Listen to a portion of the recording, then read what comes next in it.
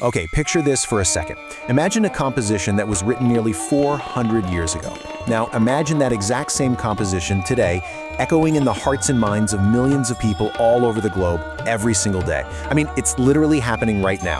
From ancient temples in India to living rooms in America, Canada, the UK, and Australia, millions are reciting these verses. Some folks tell us it instantly wipes out their fear. Others say it brings them this really profound mental peace. And a lot of people claim that in the absolute darkest, toughest moments of their lives, it was this exact recitation that kept them on their feet. So what we're exploring in this explainer is a truly global phenomenon. But, when we hear all these incredible claims, it naturally raises a massive question. Is the Hanuman Chalisa merely a matter of blind faith, or is there actually a hidden science behind reciting it every day? Today, we aren't just going to look at this through the lens of emotion. We are going to objectively explore the facts, the science, and the spirituality behind this practice. Okay, let's dive right into this and see how ancient traditions and modern understanding might actually intersect. So, to really understand how a chant could affect us physically, we have to look at the universe itself. The world around us isn't just made up of solid static matter. It is fundamentally a universe of waves. We are completely surrounded by, and honestly, we're composed of waves of sound, waves of light, and waves of energy. Modern science tells us that every single particle in the entire universe is in a state of constant motion and continuous vibration. Literally, nothing is completely still. And that sets up something absolutely fascinating when we put modern physics side by side with ancient texts. Today, physicists describe a universe of waves and vibrations. But get this, thousands of years ago, the ancient Vedic sages of India stated the exact same thing, just using different terminology. They called it Nad Brahma, which essentially translates to the idea that the fundamental root of all creation is sound. It's like they totally agreed on the fundamental nature of reality centuries apart. And we already know that sound shapes our reality on a daily basis, right? Just think about the everyday impacts for a second. A mother sings a gentle lullaby and a restless, crying baby falls fast asleep. On the flip side, the heavy, rhythmic beating of war drums can instantly incite this massive surge of energy and adrenaline in a crowd. Or, a piece of sweet, melodic music can totally calm your overactive mind after a really stressful day. So if ordinary, everyday sounds have the power to completely alter our physical and emotional states like that, couldn't a highly specific sacred chant do exactly the same thing? Section 1. The biology of rhythm, not just poetry. Let's move to how this actually builds in the body. When the poet Goswami Tulsidas composed the Hanuman Chalisa, he didn't just string together some beautiful poetry. He actually engineered a highly specific acoustic design. Watch how this direct biological chain reaction happens. When a person engages in rhythmic chanting, their breathing naturally starts to slow down and synchronize with the words. That physical shift directly triggers a relaxation response in the body, which creates a calmer nervous system and balances the heart rate. And ultimately, that physiological calm leads to significantly reduced restlessness in the brain. The person just feels totally mentally stable. Which leads us to a pretty fascinating question.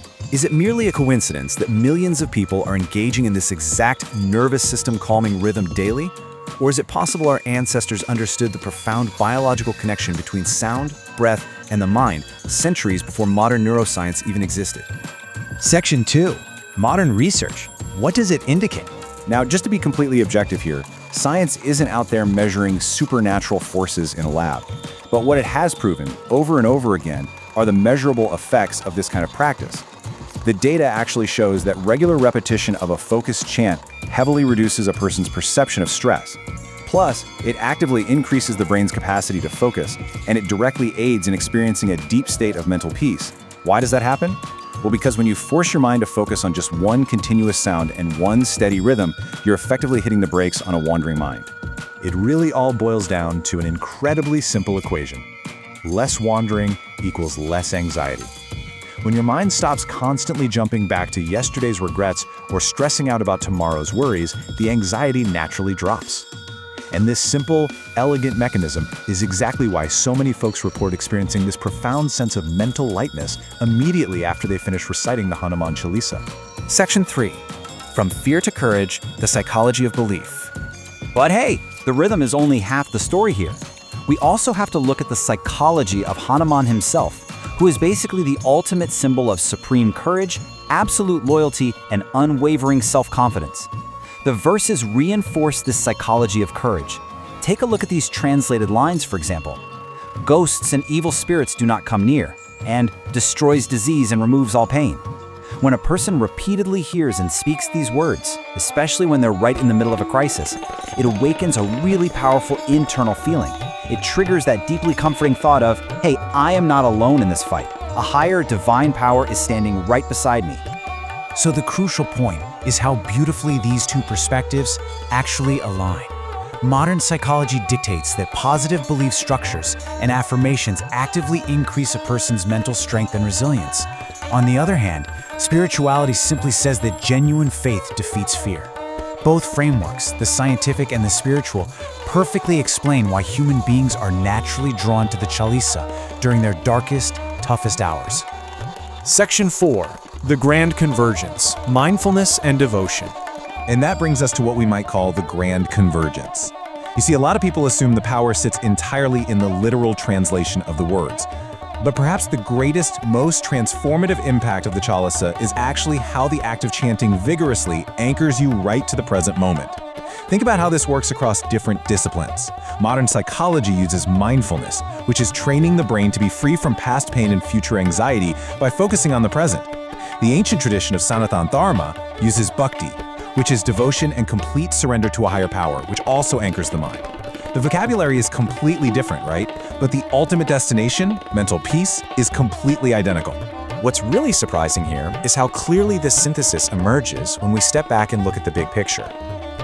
The impact of the Hanuman Chalisa isn't exclusively a matter of blind faith, and it isn't just some cold clinical science experiment either. It is a synthesis of both. Science provides the rhythmic sound, the balanced breath, and the focused attention that physically calms the body.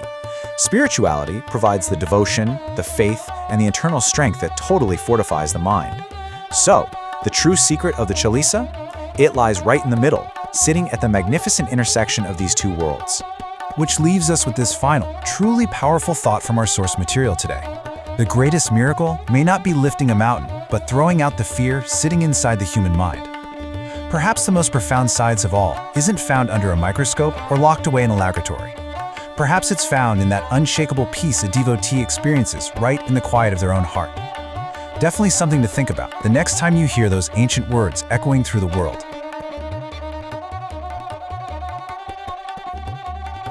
नमस्कार दोस्तों, आशा करता हूँ आप लोग स्वस्थ होंगे, अच्छे होंगे, सुरक्षित होंगे। आपको अगर ये वीडियो पसंद आया होगा तो लाइक सब्सक्राइब जरूर कर दीजिएगा। मिलते हैं फिर नेक्स्ट एपिसोड में, तब तक के लिए गुड बाय।